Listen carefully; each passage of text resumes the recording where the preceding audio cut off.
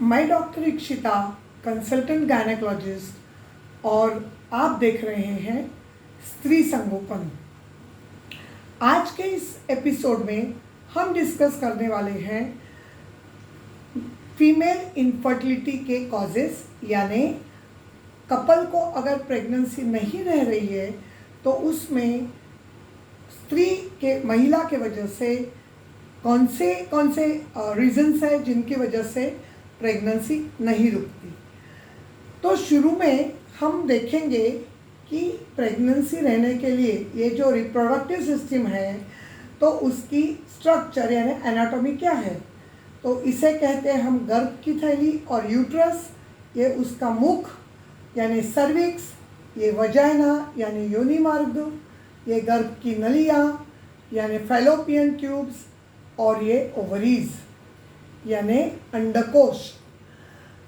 इसमें जो नहीं दिख रहे हैं वो चीज़ें हैं ब्रेन के हाइपोथैलेमस नाम का एक जगह जहाँ से हार्मोन निकलते हैं, फिर पिट्यूटरी जहाँ से हार्मोन निकलते हैं, और ये थायराइड जिससे निकलने वाले हार्मोन अपने प्रेगनेंसी रहने के लिए बहुत ज़रूरी है। तो नॉर्मल फिजियोलॉजी में क्या होता है, एक बार लड़की के लिए पीरियड्स चालू होते हैं, मेंसेस चालू होते हैं, तो 2-3 साल के बाद ये ब्रेन से पिट्यूटरी के पास, पिट्यूटरी से ओवरी के पास हार्मोन्स आते हैं ब्लड के थ्रू, और उनकी वजह से ये ओवरीज में जो अंडे हैं जो पैदाइश से ही उसके साथ आ गए हैं, लेकिन जो सोए हुए जो सुप है तो वो अंडों की ग्रोथ चालू होती है जिनको फॉलिकुलर ग्रोथ बोलते हैं। और ये फॉलिकल में से एक लीडिंग फॉलिकल होता है जो 22 मिलीमीटर तक बढ़ता है, और फिर ये पिट्यूटरी से जो हार्मोन आता है एलएच करके, ये हार्मोन में सडनली राइज होता है जिसको बोलते हैं एलएच सर्ज, और फिर ये फॉलिकल रप्चर होके उसमें से ओव्यूलेशन होता है यानी अंडा रिलीज होता है। ये जो फिम्ब्रिये है यानी ये फैलोपियन ट्यूब्स के जो ओपनिंग्स है, तो ये फिम्ब्रिये वो एग को ले लेते हैं और एग यहाँ आता है जिसको बोलते हैं ampullary region of fallopian tube. अगर उसी समय वहाँ पे यूट्रस में स्पर्म्स प्रेजेंट है तो वो स्पर्म्स केमिकल अट्रैक्शन से उसी गर्भनलिका में जाएंगे जहाँ पे वो एग है, और फिर वो स्पर्म में से एक स्पर्म वो एग के अंदर पेनिट्रेट करके फर्टिलाइजेशन होगा।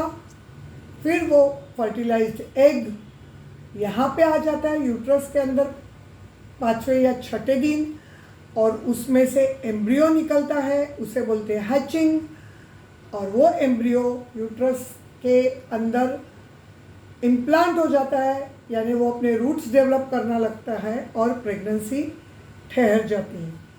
तो ये है नॉर्मल फिजियोलॉजी। अगर कोई फीमेल फैक्टर की वजह से, वो महिला में कोई कमतरता होने की वजह से अगर प्रेगनेंसी नहीं रह जाएगी तो उसे हम बोलते इनफर्टिलिटी या सब फर्टिलिटी।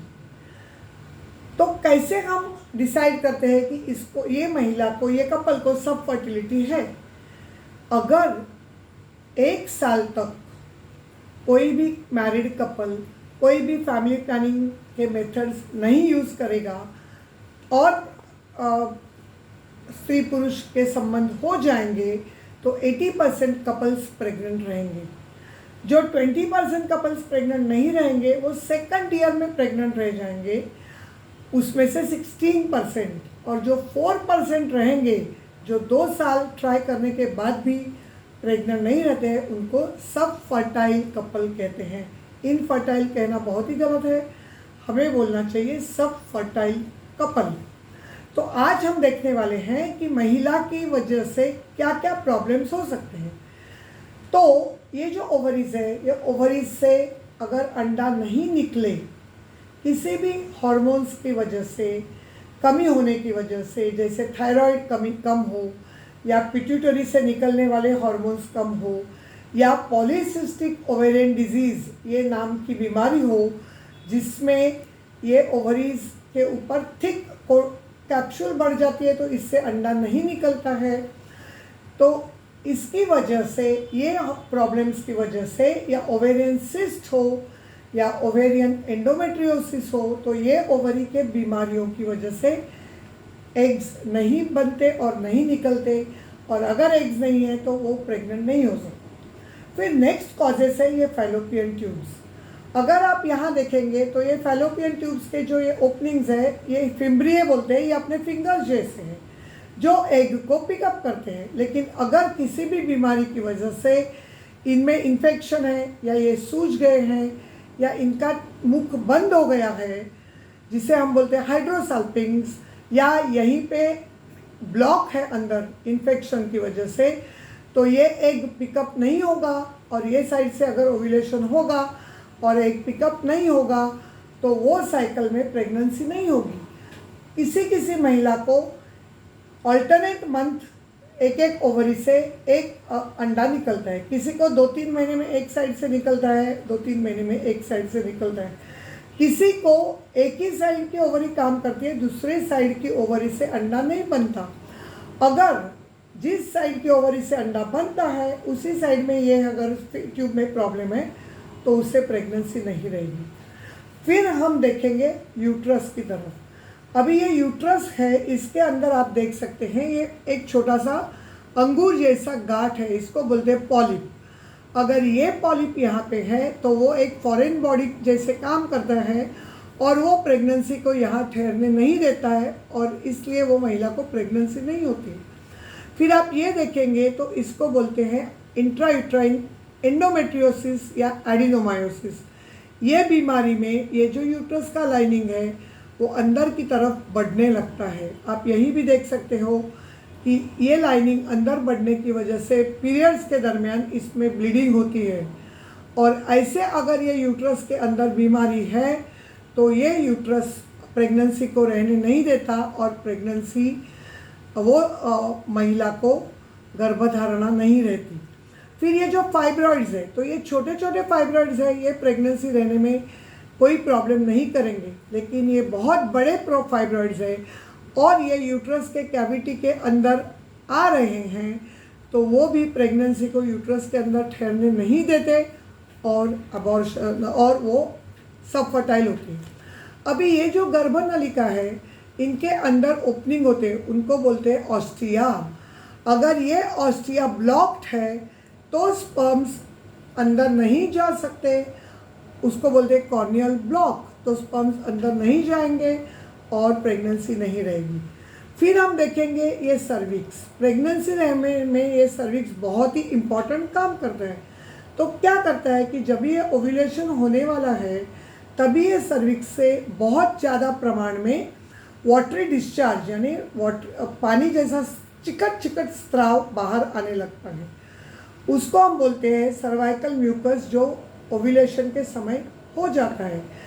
तो वो क्या करता है, ये स्पर्म्स को यूट्रस के अंदर जाने के लिए मदद करता है। दूसरी चीज़ ऐसे है कि ये सर्विक्स के थैली के मुख के ऊपर कोई ग्लैंड्स है, उनमें से जो विटामिन निकलते हैं वो स्पर्म्स को एनर्जाइज करते हैं, उनको ज़्यादा स्ट्रॉन्ग बनाते हैं, जिसको बोलते हैं कैपेसिटेशन ऑफ स्पर्म्स। और वो स्पर्म्स फिर अंदर जाके ओवम को प्रेग्नेंट करते हैं। किसी भी वजह से ये सर्विक्स डैमेज है तो इसमें से ये जो सर्वाइकल म्यूकस है वो कम निकलेगा या नहीं निकलेगा, या जो स्पर्म को एनर्जाइज करने वाले जो केमिकल्स है वो नहीं निकलेंगे, या बहुत ही थिक सर्वाइकल म्यूकस तैयार होगा तो ये स्पर्म्स को अंदर जाने में दिक्कत होगी और फिर प्रेगनेंसी नहीं रहेगी। दूसरी चीज़ ऐसे है कि सर्विक्स के ऊपर जो जख्म होता है, जिसको हम बोलते हैं सर्वाइकल इरोजन, उसकी वजह से जो केमिकल्स निकलते हैं वो स्पर्म्स को मार देते हैं। वैसे ही ये सर्विक्स के ऊपर एंटीबॉडीज़ तैयार होती है, स्पर्म के अगेंस्ट काम करने वाली एंटीबॉडीज़, जिनको बोलते हैं एंटी स्पर्म एंटीबॉडीज़। तो वो क्या करते हैं कि वो ये स्पर्म्स को मार देते हैं और फिर अंदर जाके स्पर्म्स एग को फर्टिलाइज नहीं कर सकता है। फिर अगर ये वजाइना के अंदर इन्फेक्शन है, येलोइश या ग्रीनिश डिस्चार्ज है तो उसी की वजह से भी स्पर्म्स मर जाते हैं और प्रेगनेंसी नहीं रुकती। तो डियर फ्रेंड्स, आज हमने ये जान लिया कि ये रिप्रोडक्टिव सिस्टम में कौन से प्रॉब्लम्स हो सकते हैं जिसके वजह से वो महिला को प्रेग्नेंट रहने में दिक्कत आ सकती है। अभी हम अगले एपिसोड में मिलेंगे कि हम कौन से टेस्ट करेंगे ये ढूंढने के लिए कि जो प्रॉब्लम्स मैंने आपको बताए इनमें से कौन से प्रॉब्लम्स की वजह से वो महिला को गर्भधारणा होने में रुकावट आती है। तो मिलेंगे नए टॉपिक के साथ अगले एपिसोड में।